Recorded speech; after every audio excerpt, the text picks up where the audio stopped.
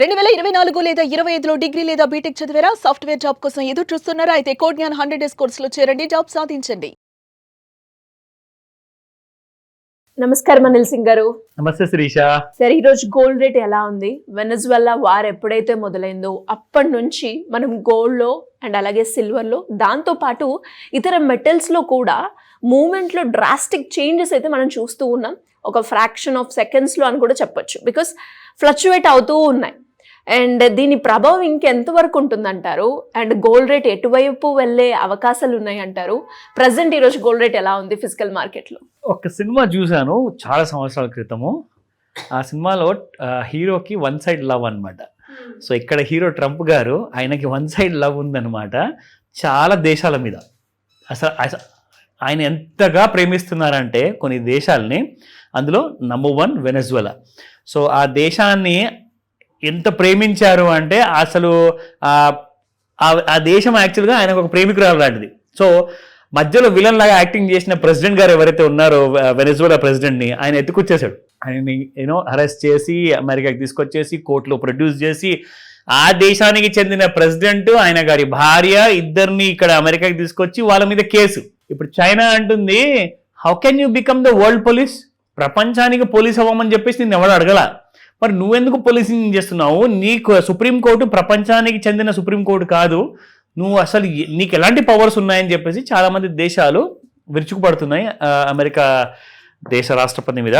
ఇంకెన్ని రోజులు ఇది కొనసాగే అవకాశం? ఇది జస్ట్ మొదలైందండి, ఇంకెన్ని రోజులు కాదు, ఇంకెన్నో రోజుల్లో ఫినిష్ అయ్యేది కాదు. ఇది జస్ట్ బిగినింగ్ మాత్రమే. ఎందుకు, ఎలా, దానికి రీజన్ నుంచి చెప్తా. ఎగ్జాక్ట్లీ ఎలా మొదలైంది? కరెక్ట్. సో ఇక్కడ ముఖ్యమైన విషయం ఏంటంటే, ఆ దేశంలో చాలా మంది ఏం చెప్తున్నారంటే, పెద్ద పెద్ద ఎక్స్పర్ట్స్ వరల్డ్ లో మాట్లాడే వాళ్ళు, ఆ దేశంలో బాగా వరల్డ్ లోనే అన్ని దేశాలకి చెందిన క్రూడ్ ఆయిల్ ఎంతైతే ఉందో వాళ్ళందరికంటే కూడా ఎక్కువ క్రూడ్ ఆయిల్ ఆ దేశంలో ఉందంట, వెనజువెలాలో. సో ఈయన గారు ఆ విషయం పైసి, ఎందుకంటే చైనా ఇంకా రష్యా ఆ దేశాన్ని బాగా వాడుకుంటున్నారు, వాళ్ళ దగ్గర మొత్తం స్పైస్ ని పంపిస్తున్నారు, అమెరికా లోపలికి పంపిస్తున్నారు అని చెప్పేసి వీళ్ళందరి దగ్గర నుంచి థ్రెట్ ఉందని అమెరికా ఆ దేశం పైన దాడి చేసింది. So it's one side love అనమాట బేసిక్గా. సో స్టార్ట్ అయింది అక్కడి నుంచి. ఇప్పుడు ట్రంప్ సార్ ఏమన్నారంటే, నేను గ్రీన్లాండ్ అనే ప్రదేశాన్ని కూడా నేను తీసేసుకుంటా అంటే, నేటోలో ఉన్న యూరోప్ దేశంలో ఉన్న నేటో అంటే నార్త్ అట్లాంటిక్ ట్రీటీ ఆర్గనైజేషన్ అని చెప్పేసి ఉంటుంది, అందులో ఉన్న దేశాలన్నీ కూడా అమెరికాకి రిక్వెస్ట్ చేస్తున్నాయి. కొంతమంది అయితే అసలు ఇది పద్ధతి కాదు అని చెప్తున్నాయి. మీరు మీ దేశంలో మీరు పాలన చేసుకోండి, మీరు బయటి దేశాలని అది తీసేసుకుంటే ఇది తీసేసుకుంటా, ఇక్కడ మేము గాజులు వేసుకొని కూర్చోలేదు, సో అలాంటి ఆలోచనలు వద్దు మీకు అని చెప్పారు. ఈయన గారు ఏమంటారు, అవసరమైతే బలగాన్నైనా ఉపయోగించి నేను ఆ దేశాన్ని ఆక్రమించుకుంటా. సో ఏం జరగబోతుంది ఎవరికి తెలియదు. ఒకవైపు నుంచేమో రష్యా యుక్రెయిన్ పైన దాడులు ఇంకా పెంచేస్తున్నారు. ఇప్పుడు చైనా అంటుంది, నేను తైవాన్ ని కాజేసుకుంటా, ఇప్పుడు మధ్యలో రావద్దు అమెరికా, నువ్వు ఏ దేశం మీద కావాలంటే దాడి చేసుకుంటున్నావు కదా, ఇప్పుడు నేను కూడా దాడి చేస్తాను తైవాన్ మీద, మధ్యలో వచ్చావంటే బాగుంటుంది. సో ఇప్పుడు ప్రాబ్లం ఏంటంటే, ఈ 3 పవర్ఫుల్ దేశాలు కలిసి మొత్తం కైండ్ ఆఫ్ ఒక అన్సర్టనిటీ అనేది క్రియేట్ చేస్తారు ప్రపంచంలో. దానివల్ల గోల్డ్లో నిజంగా ఒక పెద్ద ర్యాలీ అంటూ రాబోయే రోజుల్లో ఉండబోతుంది. ఎందుకు? దీనికి కూడా కారణాలు ఉన్నాయి. ఇప్పుడు ఇవన్నీ కూడా మీటింగ్స్ తో సాల్వ్ అయ్యాయి అనుకోండి, గోల్డ్ అలాగే స్టేబుల్ గా ఉండిపోతుంది. అది కనుక పెరిగితే, వినకపోతే వాళ్ళందరూ కూడా దాడికి పాల్పడ్డారనుకోండి, అప్పుడు గోల్డ్ మీకు 1,00,000 ఏంటి ఎక్కడికో వెళ్ళిపోతుంది, 2 లక్షల దగ్గరలోనే. మనం అదేంటో నెక్స్ట్ 5 years లోనో 10 years లోనో వస్తున్న రేట్లు అనుకున్నాము. ఇలాంటి దాడులు జరిగితే అసలు బంగారము, అసలు కామన్ మ్యాన్ ఓన్లీ మ్యూజియంలో వెళ్ళి పిల్లల్ని ఒకసారి చూపించుకొని రావాలి, బాబు దీన్ని బంగారం అంటారు నాయన, ఇది ఒక కాలంలో మేము వేసుకునే వాళ్ళము, ఇవాళ మనకంత పవర్ లేదు, అంత స్తోమత లేదు. సో గుర్తుపెట్టుకోండి, కొన్ని నగలున్నాయా, కొన్ని బంగారం బిస్కెట్లు ఉన్నాయా, అవన్నీ కూడా సాలార్జంగ్ మ్యూజియంలో పెట్టాల్సిందే. అయిపోయింది, ఈ కాలం పోయింది. You can not afford it. Clear గా చెప్తున్నాను. 5 లక్షల రూపాయలు తులం బంగారం అయిపోతే ఏం చేస్తారు? అందరూ మనం అనుకుంటున్నాము 1,40,000 నుంచి 1,00,000 రూపాయలు వస్తే బాగుండు కదా అని చెప్పేసి. ఏమన్నా జరగచ్చండి, ఎందుకంటే ఈ పెద్దవాళ్ళ చేతిలో పవర్ ఉంది.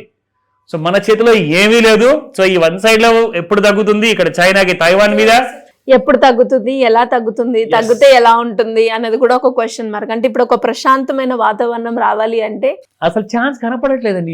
ఎవరు కూడా వినడానికి రెడీ లేరు.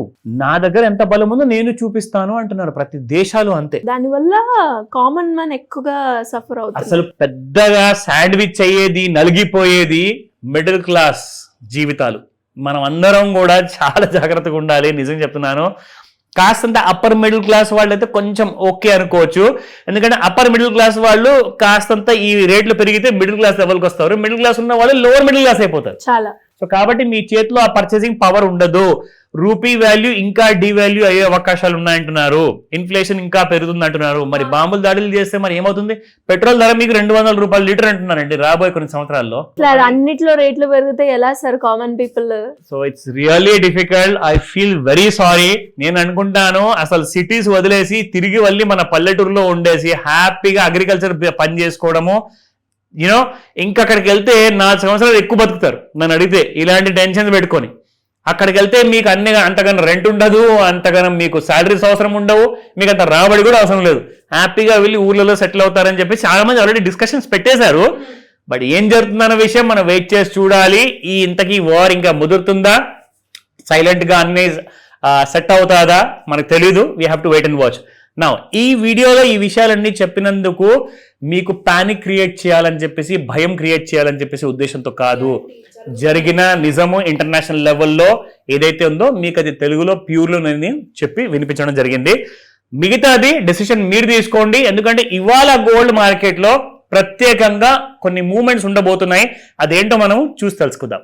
స్పాట్ మార్కెట్ లో 24 క్యారెట్ గోల్డ్ 13,800 నిన్నుంటే ఇవాళ 13,871, దాదాపు 71 రూపాయలు పెరిగిందండి. 12,650 నిన్నుంటే 12,715. 22 క్యారెట్ గోల్డ్ ఉంది 65 రూపీస్ ప్లస్.